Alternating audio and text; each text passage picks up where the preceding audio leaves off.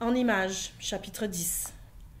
Mes mains sont parfaitement immobiles derrière mon dos, tandis que l'homme me détache du boulot. Il m'empoigne d'une main et me relève. Marche, dit-il, en me poussant vers le trou. Je trébuche et tombe. Lève-toi, dit l'homme d'une voix aussi dure et froide que ses yeux.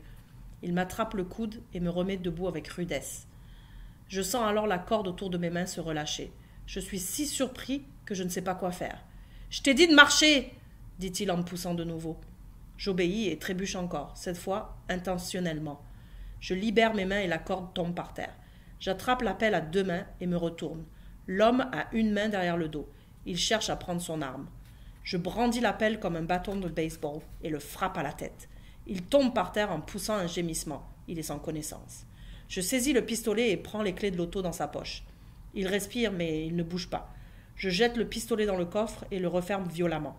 Je lance les clés aussi loin que possible dans le bois, puis je retourne vers l'homme et lui attache les mains derrière le dos, puis les chevilles. Son visage me dit quelque chose, mais je ne sais pas si c'est parce que je l'ai vu avant ou parce qu'il ressemble à quelqu'un que j'ai déjà vu. Pourquoi un inconnu voudrait-il me tuer? Je sors le cellulaire de ma poche. Une carte s'en échappe. Celle de l'agent Firelli m'a donnée. Je compose le numéro et quelques instants plus tard, je l'ai au bout du fil.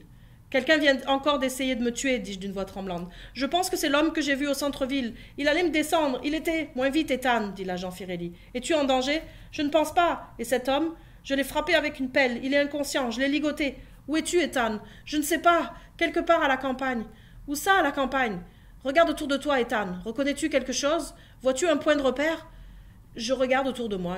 J'ai peine à le croire. J'étais trop terrorisée pour m'en rendre compte, mais je sais maintenant exactement où je me trouve. Je ne suis pas loin de l'arbre où nichent les faucons, ceux que je prends en photo depuis quelques semaines. J'explique à l'agent Firelli où me trouver. Ne bouge pas, Ethan, dit-il. J'envoie quelqu'un immédiatement, et j'y vais aussitôt que je peux. La pile de ton cellulaire est-elle chargée? Oui, dis-je après vérification. Bon, reste où tu es. S'il arrive quelque chose, rappelle-moi. Tu m'as bien compris, Ethan?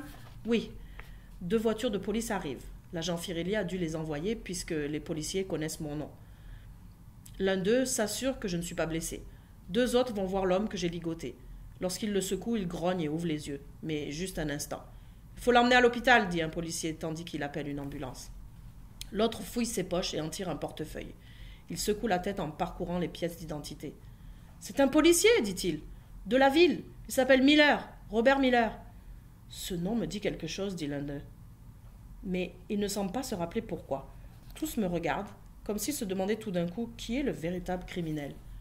Raconte-nous exactement ce qui est arrivé, demande l'un d'eux. Il me regarde encore avec méfiance après que j'ai terminé, comme si j'avais pu creuser le trou moi-même. Mais ça n'a pas de sens. C'est moi qui ai appelé la police. Je ne l'aurais pas fait si j'avais eu l'intention de tuer quelqu'un. L'agent Firelli arrive en même temps que l'ambulance. Il salue les autres policiers et supervise l'embarquement du blessé. Une des voitures repart avec l'ambulance. Les 2 autres policiers restent pour parler à l'agent Firelli. C'est un policier que le jeune a assommé, dit l'un d'eux. L'agent Firelli a l'air surpris. Il s'appelle Miller, ajoute celui qui a trouvé les pièces d'identité. Robert Miller demande l'agent Firelli. Il a l'air encore plus surpris. Vous le connaissez lui demande le policier. L'agent Firelli fait oui de la tête. Nous sommes dans la même division. On a parlé de lui aux nouvelles la semaine dernière. Sa femme a disparu et sa belle-sœur a signalé la disparition. Miller dit que sa femme et lui ont eu une grosse dispute et qu'ils se sont séparés. Mais la sœur n'en croit rien. Elle pense qu'il y a quelque chose de louche. Il m'a kidnappé, dis-je à l'agent Firelli. Il m'a amené ici et m'a attaché à un arbre pendant qu'il creusait ce trou. Puis il a sorti un pistolet. Il allait me tuer. Qu'as-tu fait du pistolet, Ethan? Il est verrouillé dans le coffre arrière de l'auto. Donne-moi les clés, dit-il en me tendant la main. Je les ai jetées au loin. L'agent Firelli me dévisage. J'ai peur qu'il ne me croie pas. Puis il dit « Raconte-moi tout depuis le début. » C'est ce que je fais. Je lui raconte les détails de mon enlèvement. Je lui montre les restes de mon appareil photo et je décris l'incident de la ruelle où j'ai été agressé par Miller. Il avait un pistolet cette fois-là, aussi, mais j'ai pensé que c'était un faux jusqu'à ce qu'il tire un coup de feu. Il a tiré sur toi demande l'agent Firelli. En as-tu parlé au Ashdale? Je fais signe que non. Je pensais que c'était seulement un accroc en manque. Je ne voulais pas les inquiéter. Tu m'as dit au téléphone que tu penses que ce gars est celui qui a tiré sur toi en ville. J'acquiesce d'un signe de tête. Eh bien, si c'est vrai, dit l'agent Firelli, si c'est le même pistolet, la balistique le prouvera sans difficulté. Il savait où me trouver, dis-je, et il m'attendait dans le ravin. Je lui explique la façon dont je crois qu'il s'est renseigné. Mais pourquoi demande l'agent Firelli. Pourquoi l'intéresses-tu autant? Je ne sais pas. Dans la ruelle, il était prêt à me tuer pour mon sac à dos. J'ai essayé de lui faire comprendre qu'il n'y avait rien dedans. Rien? Seulement mon appareil photo. Ton appareil photo.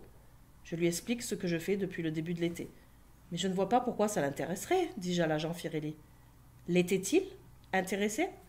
Un policier est allé au centre communautaire. Il a demandé au directeur du programme s'il pouvait voir mes photos. Est-ce que le directeur les lui a montrées? Il n'a pas pu. Elles étaient encore dans mon appareil. Je ne les avais pas sauvegardées. Devant, le directeur du programme me harcèle toujours pour que je le fasse, mais je n'aime pas que les gens voient mes projets avant que je sois prêt à les montrer. J'aimerais bien voir le contenu de cet appareil, dit l'agent Firelli. Impossible, il l'a démoli. L'agent Firelli soupire. Nous allons donc devoir attendre jusqu'à ce que Miller se réveille pour en savoir plus long, dit-il. Je regarde l'agent Firelli. Je repense à ce qu'il a dit aux autres policiers au sujet de Miller, et à l'appel que j'ai utilisé pour frapper Miller. Une image se forme dans mon esprit. Pas besoin d'attendre, dis-je.